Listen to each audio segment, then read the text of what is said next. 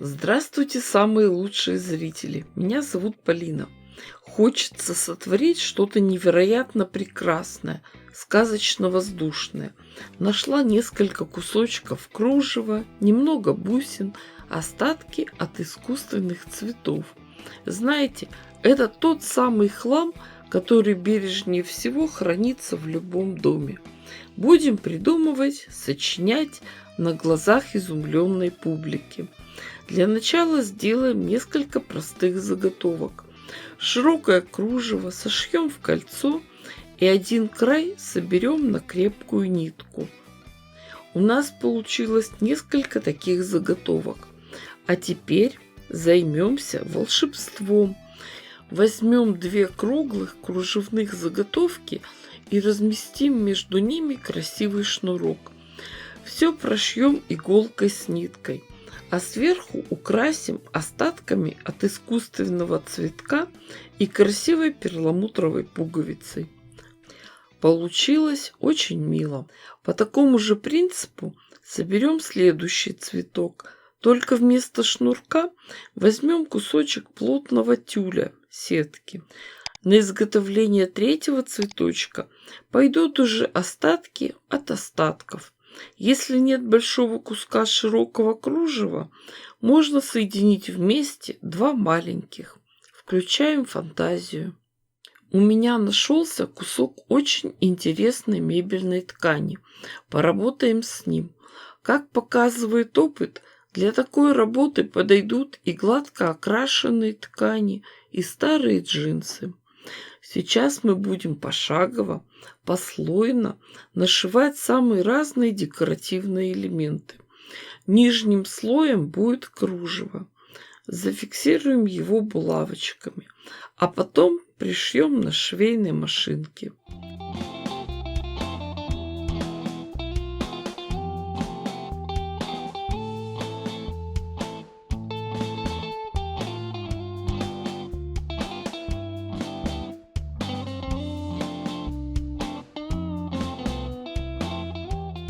Такие изделия очень украшают ручные швы и стежки. Сделаем самый простой шов-козлик.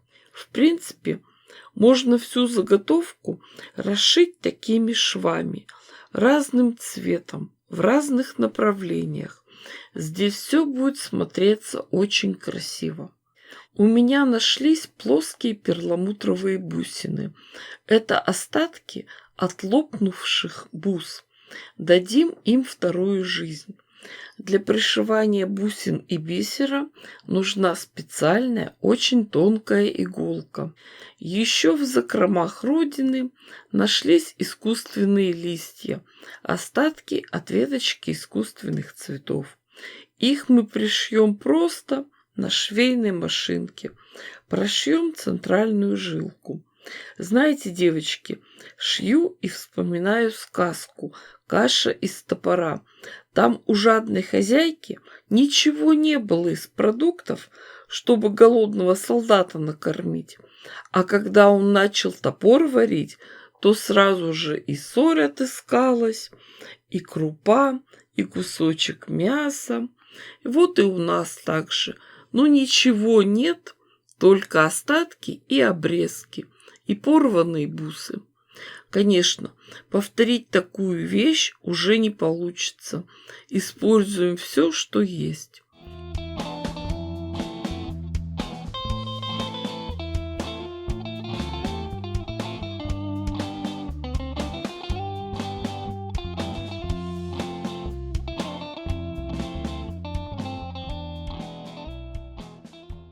Следующим слоем будем закреплять наши красивые кружевные цветы. Сначала пришьем серединку, а потом края. Сами понимаете, в кулацком хозяйстве и пулемет пригодится. Нашлись у меня красивые кружевные цветы и бабочки. И можно добавить еще и красивую пуговицу, и оригинальную сережку в этническом стиле. Где находится вторая сережка, о том неизвестно уже несколько лет. Я немного поработала за кадром, подготовила заднюю часть, сшила ручки и выкроила подкладку. Ручки можно сразу же закрепить. От серединки откладываем в обе стороны по 8 сантиметров. Это место крепления ручек. Дальше складываем лицом к лицу детали сумки и подкладку и прошиваем по верхнему краю. После этого заготовку сумки разворачиваем таким образом, чтобы деталь подкладки была в одной стороне, а детали верха в другой, и прошиваем все по периметру. Детали подкладки выкраивали сразу большой деталью. В боковой части подкладки оставляем отверстие для выворачивания. Когда все прошито, формируем углы сумки. Ориентируясь на линию шва, отмеряем квадратик 3 на 3 сантиметра и вырезаем его. Точно так же делаем и со всеми другими углами. И на подкладке тоже. После этого углы расправляем, совмещаем швы, выравниваем срезы и прокладываем строчку. Когда все углы зашиты, делаем еще небольшую хитрость. Складываем вместе углы подкладки и верхней части и соединяем их строчкой. После этого выворачиваем нашу сумку.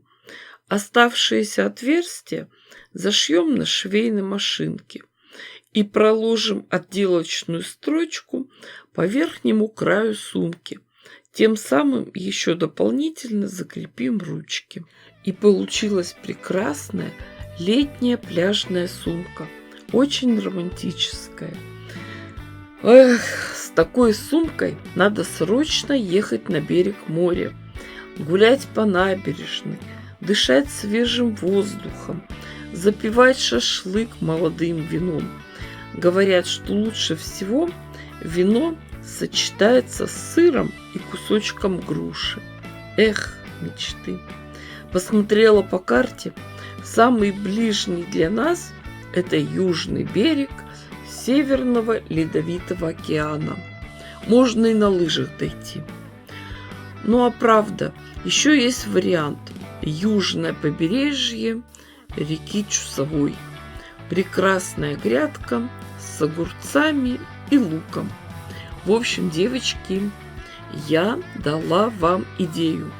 Шейте, творите, вытворяйте. Не ждите чудес, чудите сами. Ставьте классы, пишите комментарии. С вами была Полина. Всем пока-пока и до скорых встреч.